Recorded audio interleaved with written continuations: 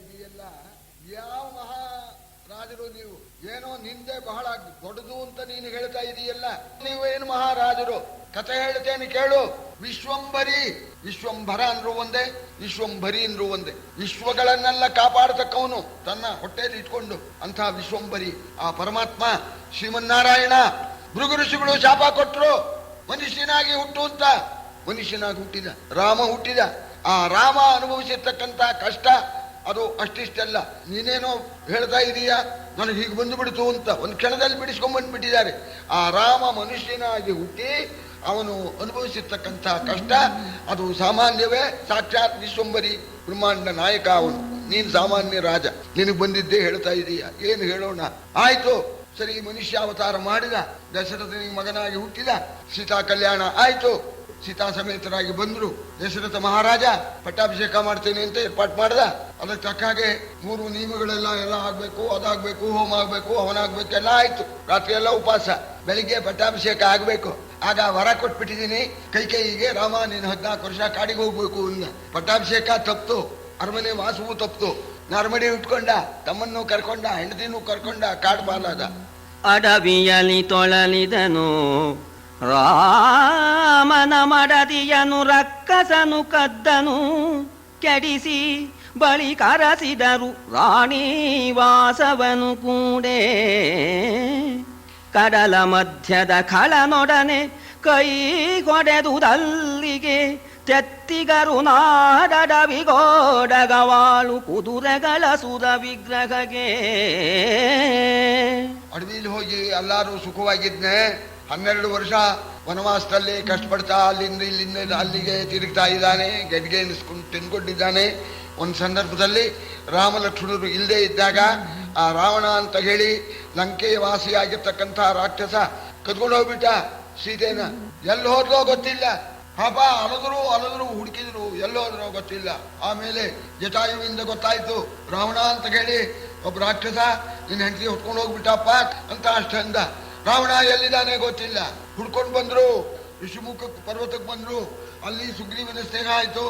ಆಮೇಲೆ ಸುಗ್ರೀವನ ಎಲ್ಲಿದ್ರು ಪತ್ತೆ ಮಾಡಿಕೊಡ್ತೀನಿ, ಸೀತೆ ಎಲ್ಲಿದ್ರು ಕೂಡ ಅಂತ ಹೇಳಿ ಆ ಕಪಿಗಳನ್ನೆಲ್ಲ ಕಳಿಸ್ಕೊಟ್ಟ. ಆ ಕಪಿಗಳ ಪೈಕಿ ಒಬ್ಬ ಹನುಮಂತ ಅಂತ ಹೇಳಿ ಅವನು ಸಮುದ್ರ ಹಾರು ಹೋಗಿ ಲಂಕಾಪಟ್ಟಣದಲ್ಲಿ ಸೀತೆ ಕಂಡು ರಾಮನ ಮುದ್ರೆ ಉಂಗುರ ಕೊಟ್ಟು ಸೀತೆಗೆ ಸಮಾಧಾನ ಮಾಡಿ ಅವಳು ಕೊಟ್ಟ ಚೂಡಾಮಣಿ ತಗೊಂಬಂದು ರಾಮನಿಗೆ ಕೊಟ್ಟ. ಸೀತೆ ಸುಖವಾಗಿದ್ದಾಳೆ, ಸಾಧ್ವಿಯಾಗಿದ್ದಾಳೆ, ಪತಿವ್ರತೆಯಾಗಿದ್ದಾಳೆ, ನಿಮ್ಮನ್ನೇ ನಿರೀಕ್ಷಿಸ್ತಾ ಇದ್ದಾಳೆ ಅಂತಂದ. 1 ವರ್ಷ ಕಾಲ ರಾಮನಿಗೂ ಸೀತೆಗೂ ವಿಯೋಗ. 1 ಗಂಟೆಗೆ ಹಿಂಗಂತ ಇದೆಯಾ ನಮ್ಮ ಹೆಂಡ್ರಿಗೂ ಬಂದ್ಬಿಡ್ತು ತೊಂದರೆ ಅಂತ. ಏನು ತೊಂದರೆ ಬಂದಿದೆ ಆ ಕ್ಷಣವೇ ಬಿಡಿಸ್ಕೊಂಡ್ ಬಂದಿದ್ದಾರೆ. 1 ವರ್ಷ ಕಾಲ ಆ ಸೀತಾ ರಾಮರ ವಿಯೋಗ. ಸರಿ, ಆಮೇಲೆ ಲಂಕಾಪಟ್ಟಣ ಅವನು ಬಿಟ್ಕೊಡ್ಲಿಲ್ಲ. ಅಂಗದನ್ನು ಕಳಿಸಿ ರಾಯಭಾರಿಯಾಗಿ ಕಳಿಸಿದ್ರು, ಅವನು ಕೊಡೋದಿಲ್ಲ ಅಂದ್ಬಿಟ್ಟ. ಯುದ್ಧ ಆಯ್ತು. ಏನು ರಾಮನ ಹತ್ರ ಸೈನ್ಯ ಐತೆ, ಆನೆ ಇದೆಯೇ, ಕುದುರೆ ಇದೆಯೇ, ಎಲ್ಲ ಕಪಿಗಳೇ. ರಸಿಕರು ಕಪಿಗಳು, ಆನೆಯು ಕಪಿಗಳು, ಕುದುರೆ ಅದು ಕಪಿಗಳು, ಪದಾರ್ಥಗಳು ಅವು ಕಪಿಗಳು. ನೋಡಿ ಅದು ಪದ್ಯನ ಎಲ್ಲ ಕಪಿಗಳೇ. ಸೈನ್ಯದಲ್ಲಿ ಇನ್ನೊಂದು ಇಲ್ಲ, ಒಂದೇ ಜಾತಿ. ಸಾಗರದ ತೆರೆಗಳಲ್ಲಿ ಗಿರಿಗಳ ತೂಗಿ ಸೇನೆಯ ನಡೆಸಿ ದಶಮುಖನ ಆಗೆ ಗಡಿಸಿದು ರಾಮ. ರಮಣಿಯ ಬಿಡಿಸಿದಾಯಸವ ಈಗಳೀನರೇನ ನಾನುವರು, ಈಗಳೀನರೇನ ನಾನುವರು. ಆಗರುವ ರಘುರಾಯ ವಜ್ರಕ್ಕೆ ಬೇಗಡೆಯ ವಿಧಿ ಮಾಡಿತು ಎಂದನು ನಿನುಬಾಲಂಗೆ. ಸೈನ್ಯ ತಗೊಂಡೋಗೋದು ಸುಲಭವೇನೋ? ಸೇತುವೆ ಕಟ್ಟಬೇಕಾಯ್ತು. ಗುಡ್ಡಗಳನ್ನೇ ತೇಲಿಸಿಬಿಟ್ರು ಸಮುದ್ರದಲ್ಲಿ. ಆ ಗುಡ್ಡಗಳಿಂದ ಸೇತುವೆ ಮಾಡಿ ಆ ಕಡೆಗೆ ಹೋದರು. ಕಪಿ ಸೈನ್ಯ ತೆಗೆದುಕೊಂಡು ಹೋದರು. ಆಗ ಅಲ್ಲಿ ರಾವಣ, ಕುಂಭಕರ್ಣ, ಇನ್ನೂ ಅನೇಕ ರಾಕ್ಷಸರು ಎಲ್ಲರನ್ನು ಕೂಡ ಸಂಹಾರ ಮಾಡಿ ಬಹಳ ಆಯಾಸದಿಂದ ಪತ್ನಿಯನ್ನ 1 ವರ್ಷದ ಮೇಲೆ ಬಿಡಿಸಿಕೊಂಡು ಬಂದ ರಾಮ. ಅವನ ಆಯಾಸ, ಅವನ ಕಷ್ಟ ಅಷ್ಟಿಷ್ಟಲ್ಲ. ದೈವದ ಮುಂದೆ ಯಾರ ಆಟವೂ ನಡೆಯೋದಿಲ್ಲ. ಆ ವಿಧಿ ಅಂತ ವಿಶ್ವಂಭರಿಗೆ ಆಟ ಆಡಿಸಿಬಿಟ್ಟ. ಇಲ್ಲಿ ಆ ಕವಿ ಒಳ್ಳೆ ಜೋಕಾಗಿ ಹೇಳ್ತಾ ಇದ್ದಾನೆ. ರಾಮವೆಂಬತಕ್ಕಂಥ ವಜ್ರಾನ ಆ ವಿಧಿ ಬೇಗಡೆ ಮಾಡಿಬಿಡ್ತು ಅಂತ. ಬೇಗಡೆ ಅಂದ್ರೆ ಗೊತ್ತಿದೆಯಲ್ಲ, ಈ ಗಣಪತಿ ಇದರಲ್ಲಿ ಮಾಲ್ ಕಟ್ಟೋದಕ್ಕೆ ನಾವು ಆಗ್ತೇವಲ್ಲ, 3 ಕಾಸಿಗೆ ಬರೋದು ವಜ್ರ ಅಮೂಲ್ಯ. ರಾಮನೆಂಬತಕ್ಕಂಥ ವಜ್ರವನ್ನ ಆ ವಿಧಿ ಬೇಗನೆ ಮಾಡಿಬಿಡ್ತು. ಏನೋ ಹೇಳ್ತಾ ಇದೀಯ ನೀನು, ಒಬ್ಬ ರಾಜ, ಏನೋ ಬಂದ್ಬಿಡ್ತು. ಏನೂ ಬಂದಿಲ್ಲ, ಹೊತ್ಕೊಂಡೋದ ಅವನು. ಹೋದ್ರು, ಇವ್ರು ಹೋದ್ರು, ಬಿಡಿಸ್ಕೊಂಡ್ ಬಂದ್ಬಿಟ್ರು. ಇಷ್ಟೇ ಹೋಯ್ತು, ಮುಳುಗೋಗ್ಬಿಟ್ಟೆ. ಏನು ಮುಳುಗೋದ್ಯೋ ನೀನು, ಸ್ವಲ್ಪ ವಿಚಾರ ಮಾಡಿ ನೋಡೋ ಅಂತ ಹೇಳಿ, ಆಗ ದುಃಖಾಧಿಕಾನ್ ಪಶ್ಯೇತು, ನೋಡು ನಿನಗಿಂತ ಹೆಚ್ಚು ಕಷ್ಟ ಅಂತ ಹೇಳಿ ಇಲ್ಲಿ ವಿಸ್ತಾರವಾಗಿ ರಾಮಾಯಣ ಹೇಳ್ತಾರೆ. ನಮ್ಮ ಕುಮಾರವ್ಯಾಸ 4 ಪದ್ಯದಲ್ಲಿ ರಾಮಾಯಣ ಮುಗಿಸಿಬಿಟ್ಟ. ಎಂದು ರಾಮಾಯಣವ ವಿಸ್ತರದಿಂದ ಹೇಳಿದು ಸಂತ ಬಿಟ್ಟನು. ಕಂದು ಕಸರಿಕೆ ಅಡಗಿತ ಧರ್ಮಜನ ಚಿತ್ತದಲ್ಲಿ. ಸಂದಣಿಸೆತನು ಪುಳಕ ಪರಮಾನಂದ ರಸಮಯ ನಯನ ಜಲ ಭರದಿಂದಲೆಸೆದರು. ಪರಮಾನಂದ ರಸಮಯ ನಯನ ಜಲ ಭರದಿಂದಲೆಸೆದರು. ವೀರನಾರಾಯಣನ ಕರುಣದಲ್ಲಿ. ವಿಸ್ತಾರವಾಗಿ ಮಾರ್ಕಂಡೇಯರು ರಾಮಾಯಣವನ್ನು ಹೇಳ್ತಾರೆ ಈ ಅರಣ್ಯ ಪರ್ವದಲ್ಲಿ. ಆಗ ಮನಸ್ಸಿಗೆ ಸಮಾಧಾನವಾಯಿತು. ಅಂತಹ ಪರಮಾತ್ಮನಿಗೇನೆ ಆಪತ್ತು ಬಂತು ಅಂತಂದ್ಮೇಲೆ ನಮಗೇನು ಮಹಾ ದೊಡ್ಡದು ಅಂತ ಹೇಳಿ ಆಗ ಧರ್ಮರಾಜನಿಗೆ ಸಂಕಟವೆಲ್ಲ ಪರಿಹಾರವಾಗಿ ಭಗವಂತ ಇದ್ದಾನೆ, ಬಂದದ್ದೆಲ್ಲ ಬರಲಿ, ಗೋವಿಂದನ ದಯವಿರಲಿ ಅಂತ ವೀರನಾರಾಯಣನ ಧ್ಯಾನ ಮಾಡಿದರು. ಕೇಳು ಜನಮೇ ಜಯ ಧರಿತ್ರಿ ಬಾಲ ರಾಮಾಯಣವನು ಮುನಿ ಹೇಳಿದನು. ಹೂಳಿದನು ಭೂಪನ ಮಾನಸಂವ್ಯಥೆಯ. ಹೇಳಿದನು ಸಾವಿತ್ರಿಯುನ್ನತ ಶೀಲವನು.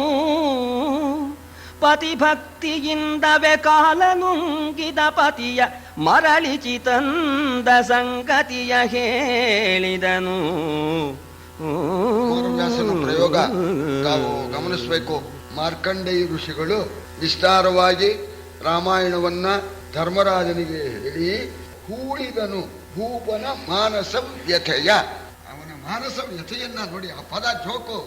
ರಾಮಾಯಣವನ್ನು ಹೇಳಿದನು, ಭೂಪನ ಮಾನಸ ವ್ಯಥೆಯ ಹೂಳಿದನು. ಹೂತ್ ಹಾಕ್ಬಿಟ್ರು, ಮತ್ ಬರೋ ಹಾಗೆ ಇಲ್ಲ. ಸರಿ, ಆಮೇಲೆ ಜೊತೆಗೆ ಸಾವಿತ್ರಿ ಉಪಾಖ್ಯಾನವನ್ನ ಹೇಳಿದರು. ಯಾಕೆ ಸಾವಿತ್ರಿಗೆ ಸಮಾನ ಈ ದ್ರೌಪದಿ ಅಂತ ಅನ್ನೋದಕ್ಕೆ ಬರಬೇಕು. ಅದಕ್ಕೆ ಸಾವಿತ್ರಿ ಉಪಾಖ್ಯಾನಕ್ಕೆ ಒಂದೇ ಪದ್ಯ ಇಟ್ಬಿಡಿ ಮಹಾನುಭಾವ. ಸಾವಿತ್ರಿ ಉಪಾಖ್ಯಾನವನ್ನ ಅವಳ ಪತಿಭಕ್ತಿ ಪರಾಕಾಷ್ಠೆ ಎಷ್ಟು ಮಟ್ಟಿಗಿತ್ತು ಅಂತಂದ್ರೆ, ಕಾಲಾಧೀನ ಸಮಸ್ತವು. ಕಾಲಾಧೀನನಾದ ಸತ್ತೋದ ಗಂಡನ್ನ ಪ್ರಪಂಚದಲ್ಲಿ ಯಾರು ತಂದಿಲ್ಲ ವಾಪಸ್ಸು. ಮರಣವನ್ನು ಹೊಂದಿದ ಪತಿಯನ್ನ ಆ ಯಮಧರ್ಮರಾಜನನ್ನ ಮೆಚ್ಚಿಸಿಬಿಟ್ಟು, ಪತಿಭಕ್ತಿಯಿಂದ ಮೆಚ್ಚಿಸಿಬಿಟ್ಟು ಆ ಪತಿಯನ್ನ ಮರಳಿ ಬದುಕಿಸಿಕೊಂಡು ಅವಳು ತಂದು ಅಂತ ಹೇಳಿ ಸಾವಿತ್ರಿ ಉಪಾಖ್ಯಾನವನ್ನು ಕೂಡ ವಿಸ್ತಾರವಾಗಿ ಹೇಳಿದ್ದಾರೆ. ಇವರಿಗೆ ಸಮಾಧಾನವಾಗಲಿ ಅಂತ. ಆ ಸಾವಿತ್ರಿ ಕಥೆ ಹೇಳುತ್ತಾ ಹೋದರೆ ದೊಡ್ಡದಾಗತ್ತೆ. ನಾನು ಕೊನೆಯ ಒಂದು ಮಾತು ಹೇಳ್ತೇನೆ. ಆ ಸಾವಿತ್ರಿ ಪತಿಭಕ್ತಿಗೆ ಯಮಧರ್ಮರಾಜ ಮೆಚ್ಚಿಬಿಟ್ಟು 4 ವರವನ್ನು ಕೊಟ್ಟನಂತೆ. ಸಾವಿತ್ರಿನೇ ಹೇಳ್ತಾಳೆ, ಆ ವರ ಅವರು ಕಾಡಿನಲ್ಲೇ ಇದ್ಬಿಟ್ರು. ಕಾಡಿನಲ್ಲೇ ಇದ್ರು. ರಾತ್ರಿ ಬರೋದು ಹೊತ್ತಿಗೆ ಬಹಳ ಹೊತ್ತಾಗಿತ್ತು. ಆಮೇಲೆ ಬಂದಾಗ ಆ ಋಷಿಗಳೆಲ್ಲ ಸೇರಿದ್ರು. ಆ ದ್ಯುಮತ್ಸೇನ ಅಂತ ಈ ಸಾವಿತ್ರಿಯ ಮಾವ, ಆ ಸತ್ಯವಂತನ ತಂದೆ, ಅವನಿಗೆ ಕಣ್ಣು ಹೋಗಿತ್ತು. ಏಕ್ದಮ್ ಕಣ್ಣು ಬಂದ್ಬಿಟ್ಟಿದೆ ಅವನಿಗೆ. ಆಶ್ಚರ್ಯ ಪಡ್ತಾ ಇದ್ದಾರೆ. ಸಾವಿತ್ರಿ ಸತ್ಯವಂತರು ಬರ್ತಾರೆ. ಆಗ ಆ ಋಷಿಗಳು ಕೇಳಿದ್ರು ಏನೇನಾಯ್ತು ಅಂತ. ಹೀಗೆ ನಾನು ಸತ್ಯವಂತನ ಪತಿಯನ್ನಾಗಿ ವರಿಸಿದೆ. ಸರಿ, ನಮ್ಮ ಅಪ್ಪನ ಹತ್ರ ಹೇಳಿದೆ, ಸತ್ಯವಂತ ಅಂತ ಕಾಡಿನಲ್ಲಿ ರಾಜ್ಯಭ್ರಷ್ಟ ದ್ಯುಮತ್ಸೇನ ಅಂತ ರಾಜ ಇದ್ದಾನೆ, ಅವನ ಮಗ. ಆ ಸತ್ಯವಂತನ ನಾನು ವರಿಸಿದ್ದೇನೆ, ಅವನಿಗೆ ಕೊಟ್ಟು ಮದುವೆ ಮಾಡುವಂತ ನಮ್ಮ ಅಪ್ಪನಿಗೆ ಹೇಳಿದೆ. ಆಗ ನಾರದರು ಹೇಳಿದರು, ಇವನಿಗೆ 1 ವರ್ಷ ಆಯುಷ್ಯ ಇದೆ, ಸಕಲ ಗುಣಗಳು ಇದೆ, ಆಯುಷ್ಯ ಇಲ್ಲ, ಅವನಿಗೆ ಕೊಡಬೇಡ ಅಂಥೇಳಿ ಅಂದಾಗ, ಅಮ್ಮ ನಾರದರು ಹೀಗೆ ಹೇಳ್ತಾರೆ ಅಂತ ಹೇಳಿ ಅಶ್ವಪತಿ ಮಹಾರಾಜ ಹೇಳಿದಾಗ ಸಾವಿತ್ರಿ ಒಂದೇ ಮಾತು ಹೇಳಿದ್ಲು, ಸಕೃತ್ ಕನ್ಯಾ ಪ್ರದೀಯತೆ ಸಕೃದಂಶೋ ನಿಪತತಿ ಸಕೃತಾಹ ಧರಾನೀತಿ ತ್ರೀನೇತಾನಿ ಸಕೃತ್ ಸಕೃತು ಅಂತ. ಒಂದೇ ಸಲ ಯಾವ್ದಾದ್ರು ಈ ತುಂಡಾಗಿ ಬೀಳೋದು 2 ಸಲ ತುಂಡಾಗೋಲ್ಲ, ಒಂದೇ ಸಲ ತುಂಡಾಗಿ ಬೀಳೋದು. ಮನಸ್ಸನ್ನ ಇಡಬೇಕಾದ್ರೆ ಪತಿ ಅಂತ ಒಂದೇ ಸಲ. ಹಾಗೆ ಸಕೃತ್ ಕನ್ಯಾ ಪ್ರದೀಯತೆ, ಒಬ್ಬನಿಗೆ ಕೊಟ್ಬಿಟ್ಮೇಲೆ ಮುಗಿದೋಯ್ತು. ಹಾಗೇನೆ ದಾನವೂ ಕೂಡ ಒಂದ್ಸಲ ಕೊಟ್ಟೆ ಅಂದ್ರೆ ಮುಗಿದೋಯ್ತು, 2 ಸಲ ಕೊಟ್ಟೆ ಅಂತ ಹೇಳ್ಬೇಕಾಗಿಲ್ಲ. ನಾನು ಮನಸ್ಸ ಒರೆಸಿದ್ದೇನೆ, ಭಗವಂತನ ಧ್ಯಾನ ಮಾಡ್ತೇನೆ. ಸಾವಿತ್ರಿ ವರದಿಂದ ನಾನು ಹುಟ್ಟಿರೋದು, ನಮ್ಮ ಸಾವಿತ್ರಿನೇ ಧ್ಯಾನ ಮಾಡ್ತೇನೆ. ಸಾವಿತ್ರಿಯೇ ನನಗೆ ಪತಿಯ ಭಾಗ್ಯವನ್ನ ಸೌಮಂಗಲ್ಯವನ್ನ ಕರುಣಿಸ್ತಾಳೆ, ಅವನಿಗೆ ಕೊಡಬೇಕು. ನಾನು ಬೇರೆಯವರನ್ನ ಪರಪುರುಷರು ಅಂತ ಭಾವಿಸ್ಬಿಡ್ತೇನೆ ಅಂತ ಅಂದ್ಬಿಟ್ಲು. ನಾರದರು ಅಂದರು, ಏನಪ್ಪ ಮಗಳು ಇಷ್ಟಂದ ಮೇಲೆ ನಿಂದೇನು ದೋಷ ಮಾಡಿಕೊಟ್ಬಿಡು ಅಂತ. ಕಾಡಿನಲ್ಲೇ ಮದುವೆ ಮಾಡಿಕೊಟ್ಟು ಬಂದ್ಬಿಟ್ಟ. 1 ವರ್ಷ ಕಾಲ ಸಾವಿತ್ರಿ ಆರಾಧನೆ ಮಾಡಿದ್ಲು. ಆಮೇಲೆ 3 ದಿವಸ ನಾರದರು ಹೇಳಿರೋ ದಿವಸ ಬಂತಲ್ಲ, ಆವಾಗ 3 ದಿವಸ ನಿರಾಹಾರದಿಂದ ಆ ಸಾವಿತ್ರಿ ಆರಾಧನೆ ಮಾಡಿದ್ಲು. ಮಾವ, ನಾನು ದೇವಿ ಪೂಜೆ ಮಾಡಬೇಕು ಅಂತ ಮಾಡಿದ್ದೀನಿ, ನಿರಾಹಾರವಾಗಿ ನಾನು ಮಾಡ್ತೇನೆ, ಮಾವ ನನಗೆ ಅಪ್ಪಣೆ ಕೊಡಬೇಕು ಅಂತ ಕೇಳಿಬಿಟ್ಲು. ಆ ದಿವಸೇನೆ ಕಣ್ಣೀರು ಹಾಕಿಬಿಟ್ಟ. ಸಾವಿತ್ರಿ ಏನೂ ಕೇಳಲಿಲ್ಲ 1 ವರ್ಷದಿಂದ.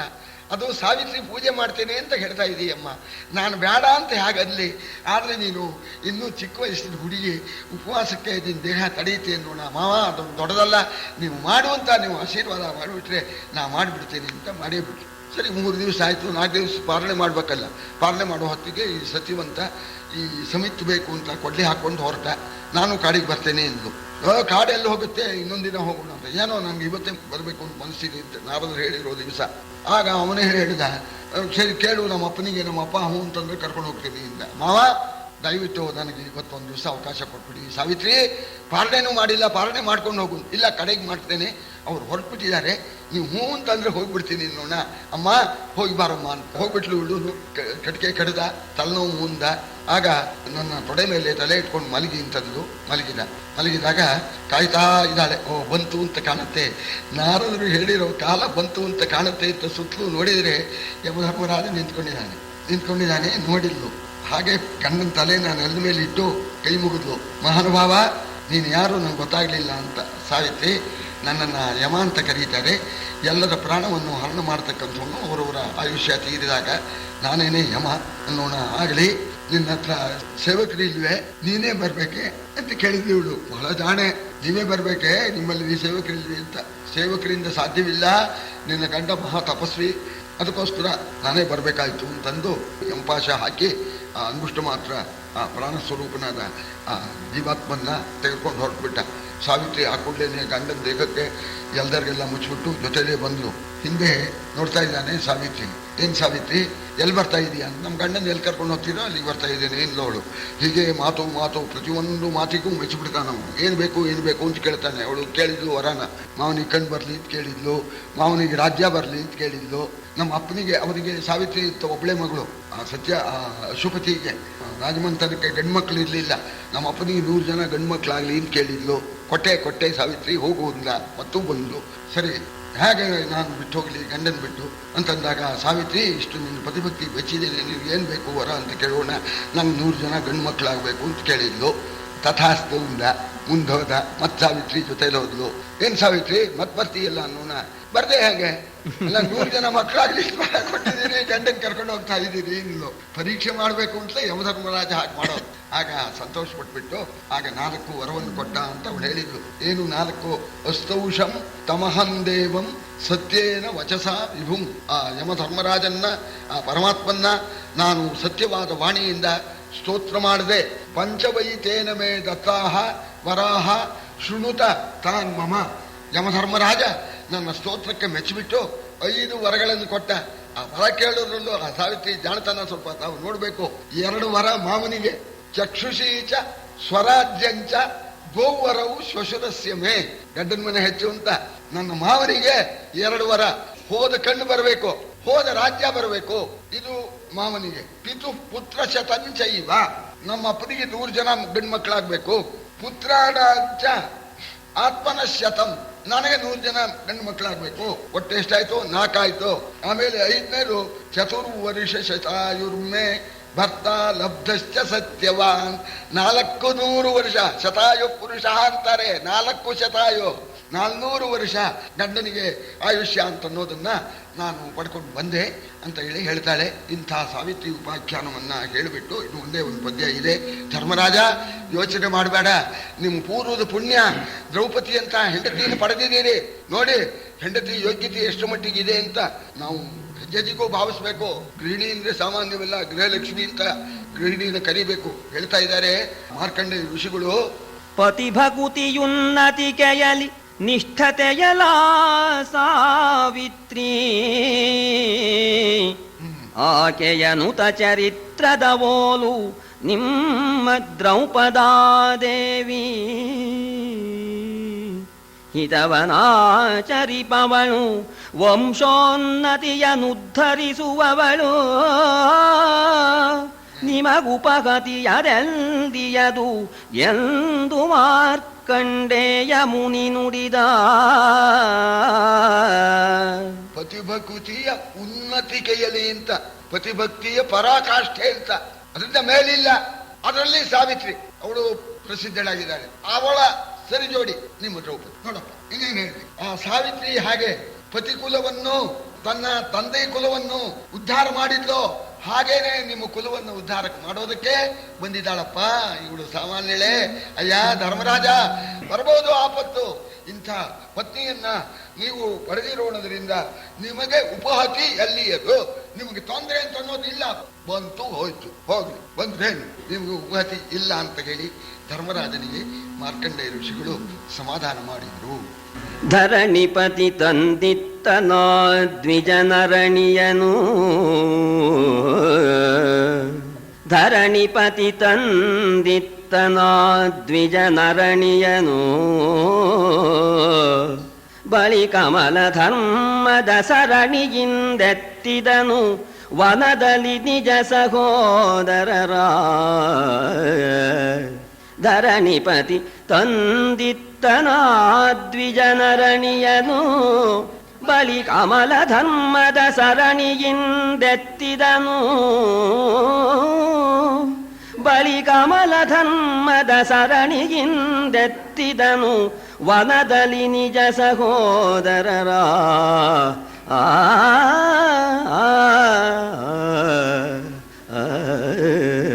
ಒಬ್ಬ ಬ್ರಾಹ್ಮಣನ ಅರಣಿಯನ್ನ ಜಿಂಕೆ ಹೊತ್ಕೊಂಡು ಹೋಗೋಣ, ಆ ನಿಮಿತ್ತವಾಗಿ ಅರಣ್ಯಕ್ಕೆ ಅಲ್ಲಿ ಸರೋವರದ ಸಮೀಪಕ್ಕೆ ಬಂದು ಯಕ್ಷರೂಪಿನಿಂದ ಬಂದಿರತಕ್ಕ ಯಮಧರ್ಮರಾಜನಿಗೆ ಧರ್ಮರಾಜ ಧಾರ್ಮಿಕವಾದ ಆ ಯಮಧರ್ಮರಾಜನ ಪ್ರಶ್ನೆಗಳಿಗೆಲ್ಲ ಉತ್ತರವನ್ನು ಕೊಟ್ಟು ಸತ್ತು ಹೋಗಿರ್ತಕ್ಕಂಥ ತಮ್ಮಂದರನ್ನ ಬದುಕಿಸಿಕೊಂಡು ಅರಣಿಯನ್ನ ತಂದು ಆ ಬ್ರಾಹ್ಮಣನಿಗೆ ಕೊಡ್ತಾನೆ ಮತ್ತು ಯಮಧರ್ಮರಾಜನಿಂದ ವರವನ್ನು ಕೂಡ ಪಡೀತಾನೆ. ಸಾವಿತ್ರಿ ಉಪಾಖ್ಯಾನವನ್ನ ಹೇಳಿಬಿಟ್ಟು ಮಾರ್ಕಂಡೇಯ ಋಷಿಗಳು ಧರ್ಮರಾಜನಿಗೆ ಸಮಾಧಾನ ಮಾಡಿದ್ದಾರೆ. ಆ ಸಾವಿತ್ರಿ ಹಾಗೋ ನಿಮ್ಮ ದ್ರೌಪದಿ ಹಾಗೆ ಅವಳ ಪಾತಿವ್ರತ್ಯದ ಆ ಶಿಖರವನ್ನ ಏರಿರ್ತಕ್ಕಂಥವರು, ಇವಳಿಂದ ನಿನಗೆ ಸಕಲ ಶ್ರೇಯಸ್ಸು ಕೂಡ ಉಂಟಾಗತ್ತಪ್ಪ, ಯೋಚನೆ ಮಾಡಬೇಡ ಅಂತ ಹೇಳಿ ಸಮಾಧಾನ ಮಾಡಿ ಮಾರ್ಕಂಡೇಯ ಋಷಿಗಳು ತಮ್ಮ ಆಶ್ರಮಕ್ಕೆ ಪ್ರಯಾಣ ಮಾಡಿದ್ದಾರೆ. ಪಾಂಡವರು ಇಲ್ಲಿ ಮುನಿಗಳೊಡನೆ ಧಾರ್ಮಿಕವಾದ ವಿಚಾರ ಮಾಡ್ತಾ ಕಾಲ ಕಳೀತಾ ಇದ್ದಾರೆ. ಮಾನನಿಧಿ ಸಾವಿತ್ರಿಯ ಉಪಾಖ್ಯಾನವನು ಕೇಳಿದನು, ಚಿತ್ತಗ್ಲಾನಿಯನು ಬೀಳ್ಕೊಟ್ಟನು ಅಮಳೋತ್ಸಾಹ ಭಾವದಲ್ಲಿ. ಕಾನನಾನುಭವಕ್ಕೆ ಕಡೆಗಿನ್ನೇನು ನಮಗೆ, ಕಾನನಾನುಭವಕ್ಕೆ ಕಡೆಗಿನ್ನೇನು ನಮಗೆನುತ ಅತುಳ ಹರುಷಾನೂನ ಕುಂತೀತನಯರಿದ್ದರು ಪರ್ಣಶಾಲೆಯಲಿ. ಮಾರ್ಕಂಡೇಯರಿಂದ ಮನಸ್ಸಿಗೆ ಸಮಾಧಾನವಾಗಿ ಇನ್ನೇನು ವನವಾಸ ಮುಗಿತಾ ಬಂತು, ಬಹಳ ದಿವಸ ಉಳಿದಿಲ್ಲ ಅಂತ ಹೇಳಿ ಸಮಾಧಾನ ಚಿತ್ತರಾಗಿ ಪಾಂಡವರು ಪರ್ಣಶಾಲೆಯಲ್ಲಿ ವಾಸ ಮಾಡ್ತಾ ಇದ್ದಾರೆ. ಹಿಂಗಿದವು 11 ವರುಷಗಳು ಅಟವೀ ತಟದೊಳಿರಲು, ಹಿಂಗಿದವು 11 ವರುಷಗಳು ಅರುದಿಂಗಳೊಳಗೊಂದಾದುದಾಪತ್ತು ಆ ಮಹೀಶರಿಗೆ. ತುಂಗ ವಿಕ್ರಮನು ಆ ಮುನೀಶ್ವರ ಸಂಗತಿಯ ಸೊಗಸಿನಲಿ ಬಹು ದಿವಸಗಳನ್ನು ನೂಕಿದನು ನೃಪತಿ ಪಲಾಶ ಶಾಲೆಯಲಿ. 11 ವರ್ಷ ಕಳೆದೋಗಿದೆ, 6 ತಿಂಗಳು ವನವಾಸದಲ್ಲಿ ಉಳ್ಕೊಂಡಿದೆ, ಇನ್ನೇನು ಕಳೆಯೋಕ್ ಬಂತು ಅಂತ ಸಂಭ್ರಮದಿಂದ ಇದ್ದಾರೆ. ಅಷ್ಟರಲ್ಲೇ ಒಂದು ಆಪತ್ತು ನಿಮ್ಮ ಪಾಂಡವರಿಗೆ ಬಂತಪ್ಪ ಅಂತ ಜನಮೇಜಯನಿಗೆ ವೈಶಂಪಾಯನರು ಹೇಳ್ತಾ ಇದ್ದಾರೆ. ಸಮಾಧಾನದಿಂದ ಆ ಪರ್ಣಶಾಲೆಯಲ್ಲಿ ವಾಸ ಮಾಡ್ತಾ ಇದ್ದಾರೆ. ಏನು ಆಪತ್ತು ಬಂತು ಅಂತಂದ್ರೆ